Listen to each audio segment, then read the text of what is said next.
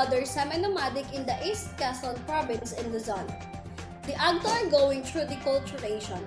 Multinational corporations are moving onto land which is limiting their hunting. They are experiencing language loss and as well as land loss. They are forced to change their living style. Some have been put on reservations for simply farming, while others are battling diseases beyond their control. However, these people are fighting to claim their lands. Indigenous tribes are losing territory as a result of the Philippine urbanization.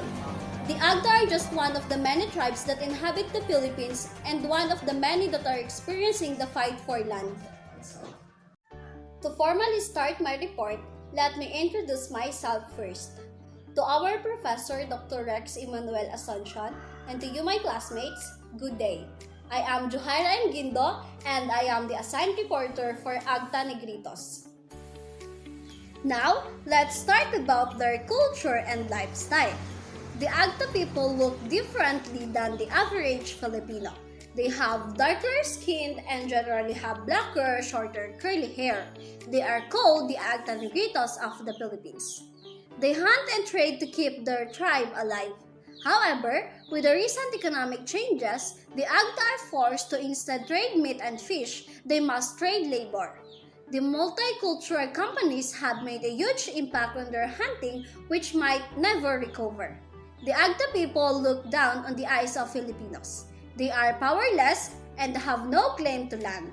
These people have no legal rights. The Agta are poor and have a lot of medical issues. For example, the main causes of death among the adults are tuberculosis, pneumonia, leprosy, and alcoholism. Females have the issue of implication during childbirth. The Agta are losing more people than they are gaining. For now, let's have a glimpse of their lifestyle. In this picture, Agta woman traveling in a kulig-kulig, a modified farming truck to carry passengers. These women are on their way to the Bluffs River where they will wash clothes, take a bath, and wait for their husbands to finish catching fish. Agta often hunt for deer and wild pig far into the Sierra Madre Mountain. The men can be gone for a few days at a time when they decide to go on a hunt.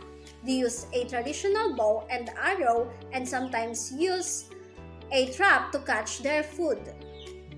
Men from a young Agta community play basketball before heading out to fish for lobster at dusk.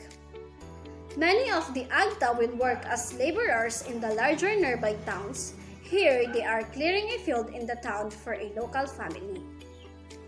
An Agta woman attends non-formal class once a week to learn how to write basic strokes. Most of the Agta have never attended school, although some of the younger generation is now starting to get formal education. Agta children walking from their village into town to attend school.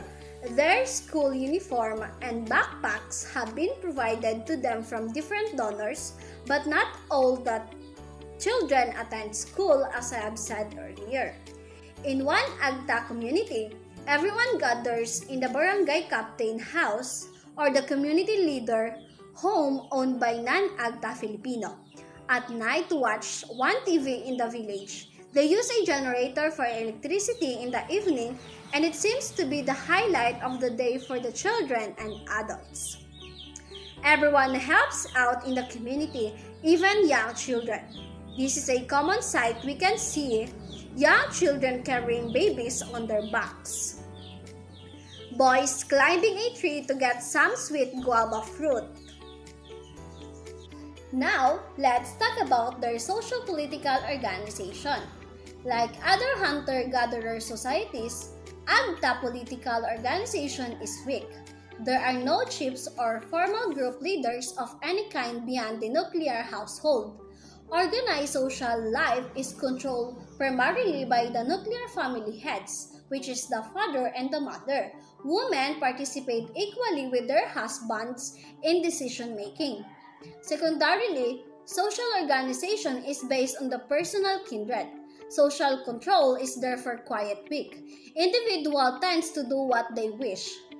However, if individuals go against the norms of the camp or manifest disruptive deviant behavior, they will first be put in the place through oblique criticism and then by ostracism. If that does not work, families will just move away.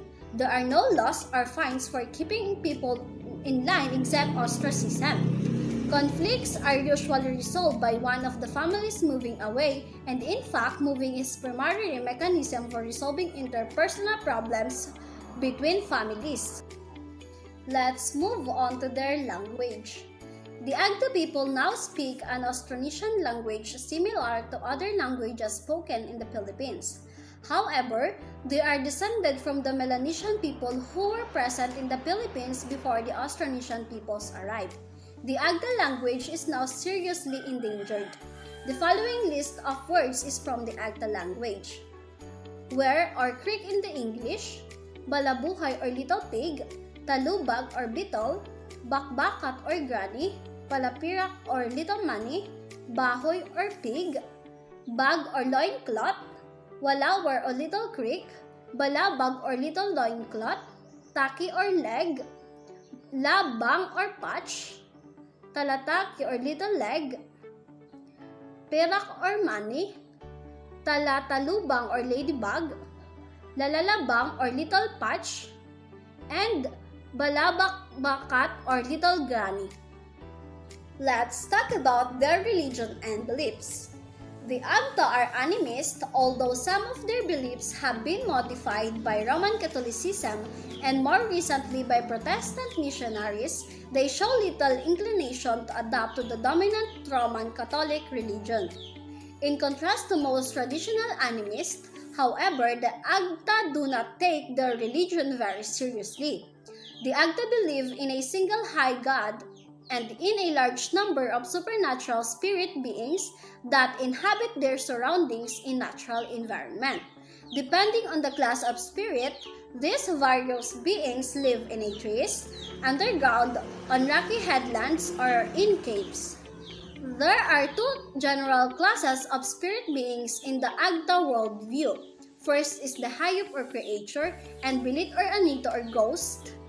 The latter are always malignant. Ghosts are wandering disembodied souls of deceased humans. The ghosts of recently deceased adult relatives are especially feared as they are prone to return to the abode of their family during the night, causing sickness and death. There are several varieties of Hayop creatures. Although these are non-human, they are bipedal and may appear in human form. Most varieties of Hayop beings are malignant, others are neutral, and a few can be called upon for help in curing disease. Agta shamans. In Aurora Province, 8% of Agta adults are shamans, of whom 2 out of 10 are women. They practice only white magic. A shaman or bunugin is defined by the Agta as an individual who has a familiar spirit, or they call it as friend or bunug, who aids him or her in diagnosing and treating disease. The primary role of shamans is curing. They do not practice black magic. Agta do not practice sorcery, although they are aware of the custom among other Filipino societies. Shamans may treat their patients with herbal medicine and simple prayers to their spirit, or they call it as friend, as I said. For difficult cases, they may conduct a seance. In such cases, shamans will enter into a trance state chanting prayers over the patients until they are possessed by their familiar spirits. These chants are not in the normal Agta language but are using in a form of glossolalia. It would be incorrect to say that Agta worship the spirits in their environment. Rather, they fear them and placate them.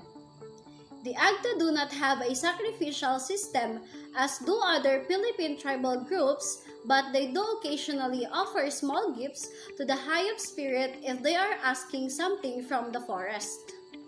These gifts may consist of a few grains of rice, a few ounces of honey, or just a piece of thread from a man's G-string.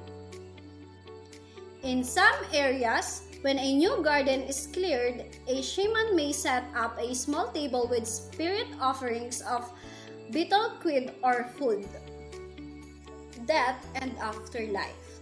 Agta have only a vague and casual interest in the afterlife, the realm of dead, immortality, or the future, nor they seek religious experiences. They do have a great fear of death, and it is the fear of sickness and death that activates Agta religious behavior. Let's talk about their arts and music.